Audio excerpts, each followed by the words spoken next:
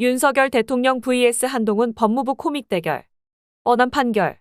김성진 기자. 원고 윤석열 대통령 피고 한동훈 법무부 장관의 코미디 같은 재판의 코미디 같은 재판 결과가 나왔다. 서울고법 행정1-1부는 19일 오전 윤 대통령이 법무부 장관을 상대로 낸 징계처분 취소 청구 소송에서 1심을 파기하고 원고 승소로 판결했다. 윤 대통령이 검찰총장 시절 받은 정직 2개월 징계를 취소해야 한다고 항소심 재판부가 1심 재판부의 판단을 뒤집은 것이다. 재판부는 추미애 법무부 당시 검찰징계위원회의 윤 대통령에 대한 징계 의결과 그에 기반한 징계처분 과정이 모두 위법했다며 구체적 징계 사유에 관해서는 판단도 하지 않았다. 그러나 그 이면을 보면 법의 허점을 이용한 법꾸라지의 잔기술을 법원이 손들어준 것과 다름없다. 윤 대통령의 징계처분 취소 소송은 문재인 정부 시절로 거슬러 올라간다. 앞서 2020년 12월 추미애 법무부 장관은 당시 검찰총장이던 윤 대통령에게 정직 2개월의 징계를 내렸다. 징계 사유는 주요 재판부 사찰 의혹 문건 작성 배포, 채널A 사건 감찰 수사 방해, 검사로서의 정치적 중립 훼손 등이었다. 윤 대통령은 이에 반발하며 징계처분 취소 소송을 제기했지만 2021년 10월 1심 재판부는 징계 절차가 적법하며 정치적 중립 훼손을 제외한 3건이 모두 인정된다며 징계가 유효하다고 판단했다. 당시 재판부는 2개월 정직 처분은 적법하며 면직 이상의 징계가 가능한 사안으로 정직 2개월의 처분은 징계 양정 범위의 하한보다 가볍다면서 오히려 윤 대통령의 징계가 가볍다고 지적했다. 그러나 윤 대통령이 검찰총장에서 대통령이 되면서 이 소송은 매우 이상한 모양새가 됐다. 윤 대통령은 자신의 주요 징계 사유였던 채널A 사건의 핵심 피의자인 한동훈 검사를 법무부 장관에 임명했고 이 소송은 원고 윤석열 전 검찰총장과 피고 한동훈 현 법무부 장관의 맞대결이 됐다. 형식은 원고 윤석열 대 피고 측근 한동훈이었지만 실질은 과거 윤석열 대 현재 윤석열의 셀프 소송과 다름없었다. 이 때문에 2심 재판은 시작도 하기 전에 패소할 결심을 여실히 드러냈다.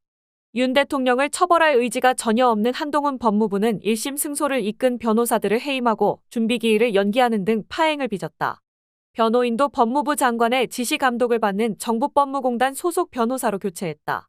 공판 과정에서도 윤 대통령 측은 다수 증인을 신청했지만 법무부 측은 증인도 신청하지 않았고 심지어 증인 신문 태도로 재판부로부터 지적까지 받았다. 올해 6월 재판에선 윤 대통령 측이 70분 변론하는 동안 법무부 측은 7분 만에 증인 신문을 끝내면서 침대 축구를 하고 있다는 비아냥까지 들었다.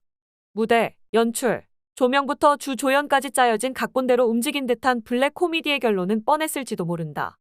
하지만 1심을 완전히 뒤집은 사법부의 판단도 이해하기 어려운 부분이 많다. 2심 재판부는 윤 대통령에 대한 징계 의결과 그에 기반한 징계 처분 과정이 모두 위법하다며 구체적 징계 사유에 관해서까지 판단할 필요가 없다고 봤다. 절차상 위법하기 때문에 내용은 볼 필요도 없다는 의미다. 하지만 구체적인 내용을 살펴보면 이른바 법 기술자들의 손을 들어줬다는 비판을 피하기는 어려워 보인다. 특히 재판부가 윤 대통령이 일부 징계위원을 기피 신청한 것과 관련해 내린 판단이 대표적이다. 검찰개혁을 둘러싸고 정권과 검찰의 갈등이 극심했던 당시 열렸던 윤 대통령에 대한 징계위는 추 전 장관이 징계 청구권자로서 빠지고 2명이 불출석하거나 자진 회피하면서 최소 요건을 채운 4명으로 진행됐다. 여기에 윤 대통령 측의 법기술이 들어갔다. 검사징계법 제17조 사항에 따르면 징계위원 기피 여부 결정은 재적위원 과반수 출석과 출석위원 과반수 찬성으로 의결할 수 있다. 윤 대통령 측은 징계위원 일부에 대해 기피 신청을 했고 해당 위원은 본인에 대한 기피 의결에 참석하지 못하기 때문에 나머지 3명이 기피 신청을 받아 이를 기각시키게 됐다. 윤 대통령 측은 이를 근거로 징계위의 절차상 하자를 주장해왔다. 제적위원의 과반이 안 되는 3명이 자신의 징계위원 기피 신청을 기각시켰기 때문에 문제가 있다는 것이다. 2심 재판부도 이를 인정한 것으로 보인다. 재판부는 3인 이하의 징계위원만 출석해 기피 신청을 기각함으로써 적법한 기피 여부의 결정이 없는 상태에서 기피 신청을 받은 징계위원들이 모두 참여해 징계 의결을 한 것은 위법이라고 판단했다. 그러나 2심 재판부의 판단이 심각한 오류라는 지적이 나온다. 대법원은 이미 이전 판례에서 이해관계에 있는 자가 의결권을 행사할 수는 없지만 의사정족수 산정의 기초가 되는 수에는 포함된다고 판단한 바 있다. 이를 윤 대통령 징계위에 대입하면 기피 신청을 받은 본인이 의결은 하지 못하더라도 의사결정을 위한 의사정족수를 채우므로 출석위원 4명 중 과반수 찬성으로 의결이 위법하지 않다는 의미다. 오히려 대법원은 기피 신청이 징계 절차의 지연을 목적으로 함이 명백한 경우 등에는 그 신청 자체가 제척 또는 기피 신청권의 남용에 해당돼 부적법하다고 판단하고 있다. 윤 대통령이 당시 자신에 대한 징계 처분을 막기 위해 징계위원들을 고의적으로 기피 신청함으로써 징계위가 1, 2차로 진행되는 등 지연된 정황이 있는 만큼 당시 기각 결정이 합당했다는 반박이 제기된다. 이 밖에 재판부는 징계를 청구한 사람은 사건 심의에 관여하지 못한다는 검사징계법에 따라 추 전 장관이 징계위원장으로서 1차 심의 기일을 2020년 12월 10일로 지정 변경한 것은 위법하다고 했다. 심의기일 지정은 징계 혐의자의 방어 준비에 필요한 시간 확보와 밀접하게 연관돼 심의에 실질적 영향이 있다는 이유에서다. 그러나 당시 추 전 장관은 징계위 기일을 정하기 전인 2020년 11월 24일 윤 대통령에 대한 징계 청구 결정을 대국민 발표 형식으로 공표했고 1차 심의 기일의 의결에도 스스로 참여하지 않았다. 단지 기일을 지정한 것을 두고 위법이라고 한 것은 오히려 지나친 엄격주의라는 비판이 가능하다. 심지어 윤 대통령의 징계위원 기피로 절차 자체가 지연됐다는 점을 감안하면 방어권에 심각한 문제가 있었는지도 의문이다. 2심 재판 결과만 놓고 보면 충분한 방어권을 행사한 것으로 보인다. 또한 재판부는 추 전 장관이 징계 청구 후 1차 심의기일에 임박해 정한중 한국외대 법학전문대학원 교수를 징계위원으로 신규 위촉하고 그를 위원장 직무대리로 지정한 행위도 적법 절차 원칙에 어긋난다고 봤다. 위원장 직무대리 맡은 정 교수는 당시 징계위원이 사퇴하면서 공석이 된 자리에 새 위원을 위촉한 것이다.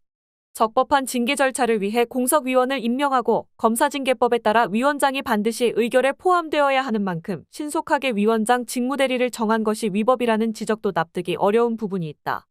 야당은 이날 패소 판결을 이끈 한 장관을 향해 강도 높게 비판했다.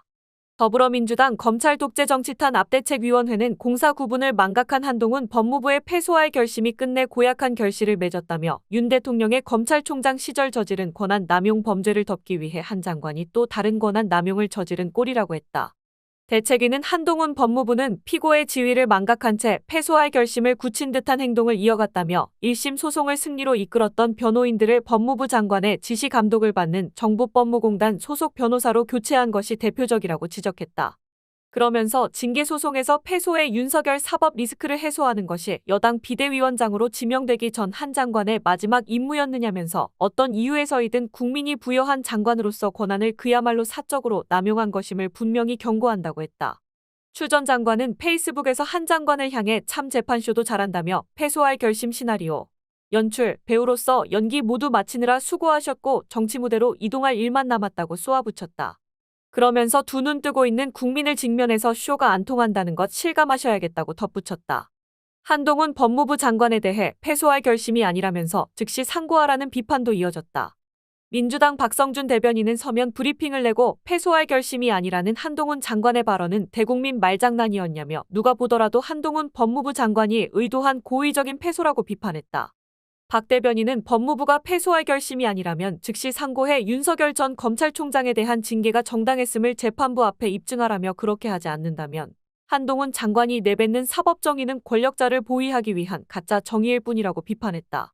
민주당 박주민 의원도 페이스북에 2심 재판에서 지겠다 작정하고 법무부가 소송에 나선 것 아닌지 매우 의심스럽다면서 만일 제 말이 틀렸다면 한동훈 장관은 당장 상고하시라.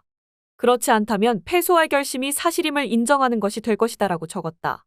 하승수 변호사는 페이스북에 절차적 하자가 있다는 이유로 징계 취소 판결을 내린 경우에는 검사징계법 제7조 23과 국가공무원법 제83조 22 제3항에 따라서 판결이 확정된 후 3개월 이내에 다시 징계 절차를 밟아야 한다고 했다. 검찰징계법 제7조의 3은 검찰총장은 절차상의 흠이 있는 경우로 법원에서 징계 등 처분의 무효 또는 취소 판결을 받은 경우에는 다시 징계 등을 청구하여야 한다고 규정하고 있다.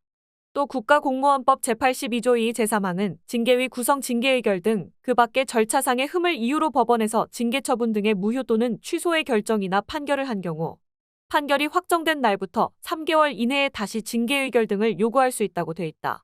하 변호사는 이 판결이 확정된다고 하더라도 법무부가 해야 할 일이 하나 더 생겼다며 만약 징계 사유가 있는데도 징계 절차를 다시 밟지 않는다면 직무유기라고 봐야 한다고 덧붙였다.